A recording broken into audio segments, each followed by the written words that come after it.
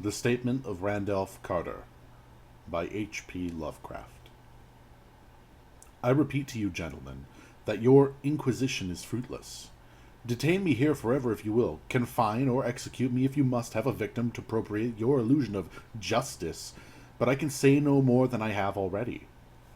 Everything that I can remember, I have told with perfect candor. Nothing has been distorted or concealed, and if anything remains vague, it's only because of the dark cloud which comes over my mind. That cloud and that nebulous nature of the horrors which brought it upon me.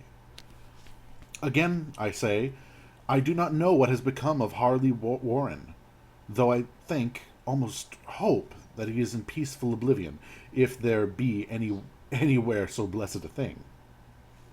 It is true that for 5 years have been his closest friend, and a partial sharer of his terrible researches into the unknown. I will not deny, though my memory is uncertain and indistinct, that this witness of yours may have seen us together, as he said, on the Gainesville Pike, walking towards Big Cypress Swamp at 11:30 on that awful night. That we bore electric lanterns, spades, and a curious coil of wire with attached instruments, I will even affirm, for these things all played a part in the single hideous scene which remains burned into my shaken recollection. But of what followed, and of what reason I was found alone and dazed on the edge of the swamp the next morning, I must insist to you that I know nothing save what I have told you over and over again. You say to me that there is nothing in the swamp or near it which could form such a setting of that frightful episode. I reply that I know nothing beyond what I saw. Vision or nightmare it might have been. Vision or nightmare I fervently hope it was. Yet it is all my mind retains of what took place in those shocking hours after we left sight of men, and why Harley Warren did not return, and or his shade, or some nameless thing I cannot describe, can tell alone. As I have said before, the weird studies of Harley Warren were well known to me, and to some extent shared by me. Of his vast collections of strange, rare books on forbidden subjects, I have read all that are written in the languages which I have mastered, but there are few as compared with those in languages I cannot understand.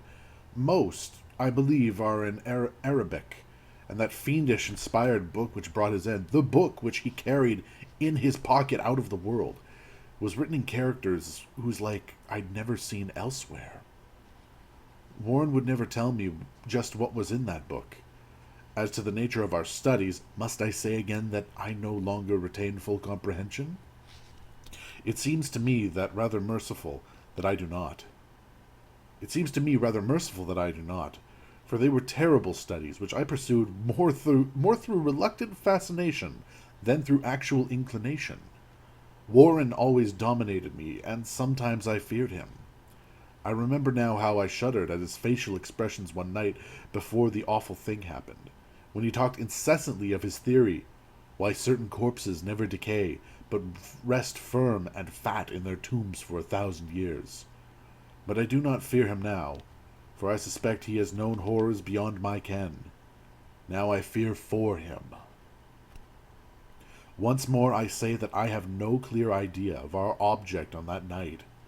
Certainly it had something to do with the book which Warren carried with him, that ancient book in undecipherable characters, which had come to him from India a month before.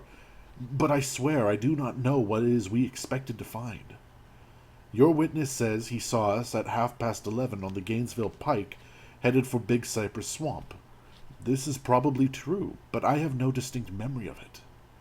The picture seared into my soul is of one scene only, and the hour must have been long past midnight, for a waning crescent moon was high in the vaporous heavens. The place was an ancient cemetery, so ancient that I trembled at the manifold signs of immemorial years. It was in a deep, damp hollow, overgrown with rank grass, moss, and curious creeping weeds, and filled with a vague stench which my idle fancy associate absurdly with rotting stone. On every hand were the signs of neglect and decrepitude. I seemed haunted by the notion that Warren and I were the first living creatures to invade a lethal silence of centuries. Over the valley's rim a waning crescent moon pierced through the noisome vapors that seemed to emanate from unheard-of catacombs, and by its feeble, wavering beams I could distinguish a repellent array of antique slabs, urns, cenotaphs, and mausolean facades, all crumbling, moss-grown, and moisture-stained, and partially concealed by gross luxuriance of the unhealthy vegetation. My first vivid impression of my own presence in this terrible necropolis concerns the act of pausing with Warren before a certain half-obliterated sepulchre, and of throwing down some of the burdens which I had been carrying. I now observed that I had with me an electric lantern, 2 spades, and my companion was supplied with a similar lantern and a telephone outfit.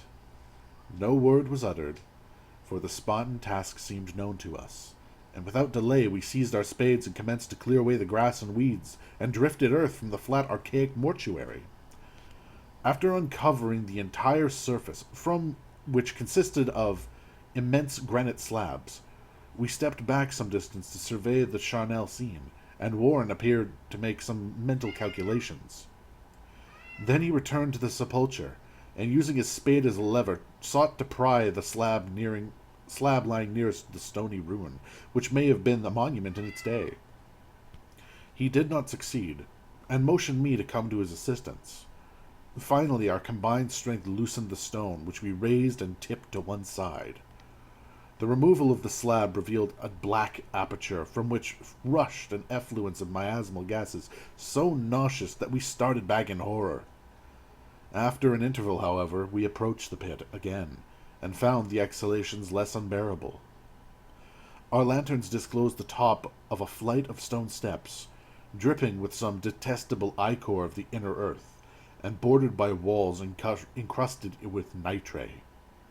And now, for the first time in my memory, records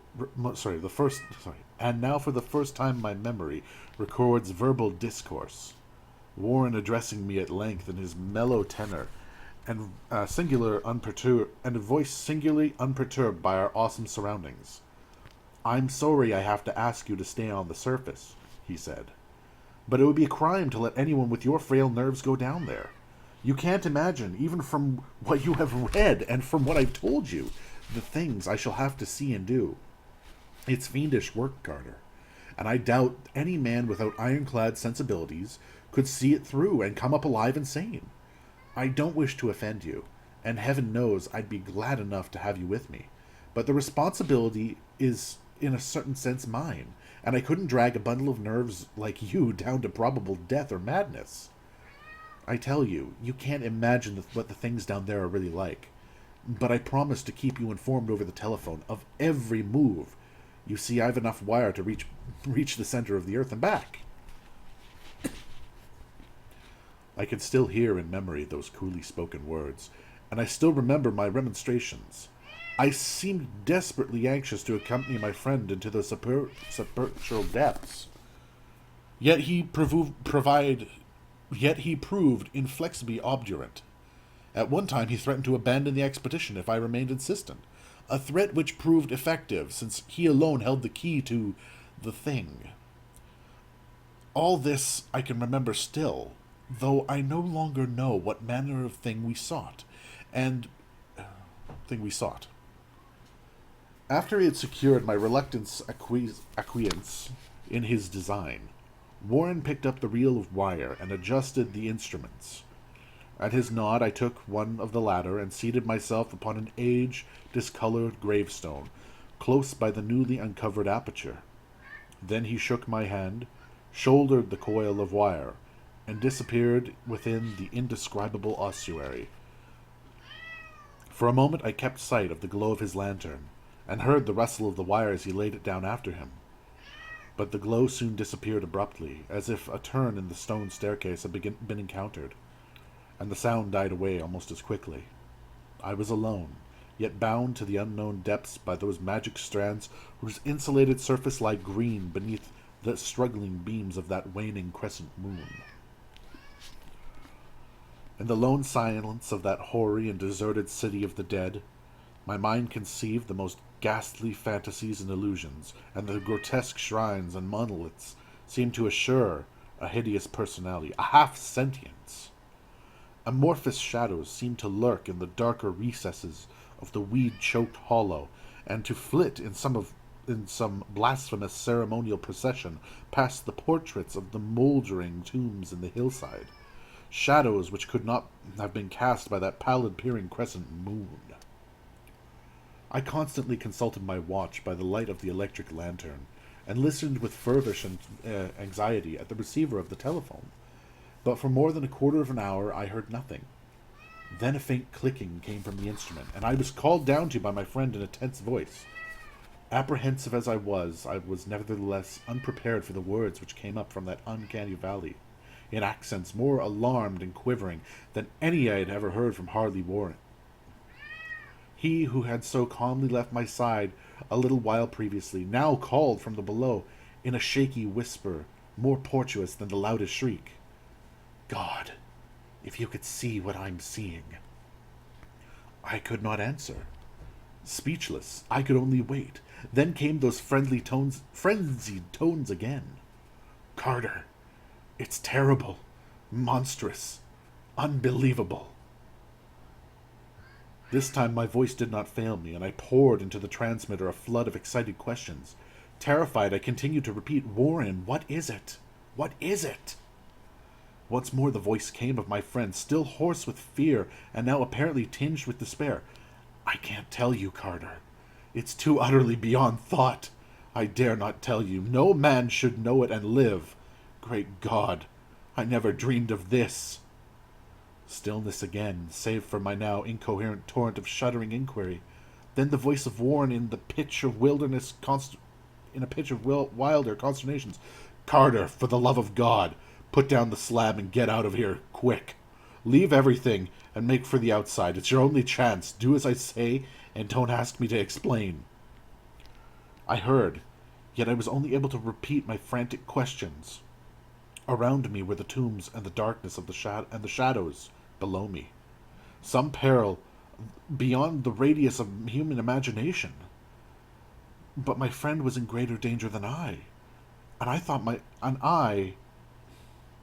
my friend was in greater danger than I.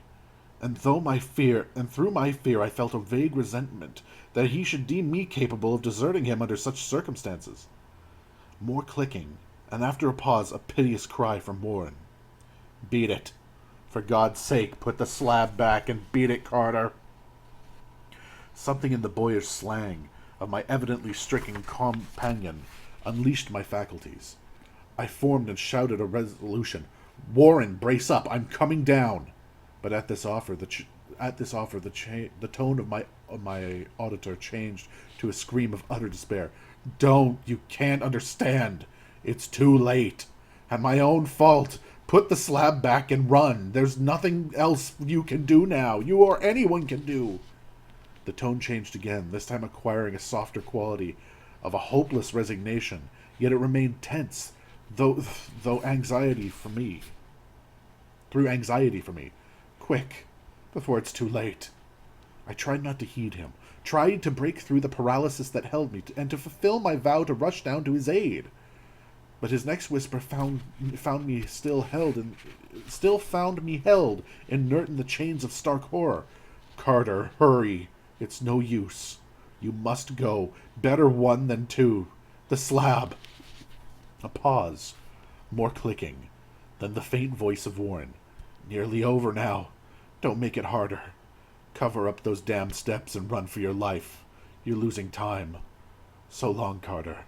Won't see you again. Here Warren's whisper swelled into a cry that gradually rose to a shriek fraught with all the horror of the ages. Curse these hellish things! Legions! My God! Beat it! Beat it! After that was silence. I do not know how many interminable aeons I sat stupefied, whispering, muttering, calling, screaming into that telephone. Over and over, through those aeons, I whispered and muttered, called, shouted, and screamed, Warren! Warren, answer me! Are you there? And then there came to me the crowning horror of all, the unbelievable, unthinkable, almost unmentionable thing. I have said that aeons seemed to elapse before Warren shrieked forth his last despairing warning, and that only my own cries now broke the hideous silence. But after a while there was a further clicking in the receiver, and I strained my ears to listen. Again I called down, "Warren, are you there?" And in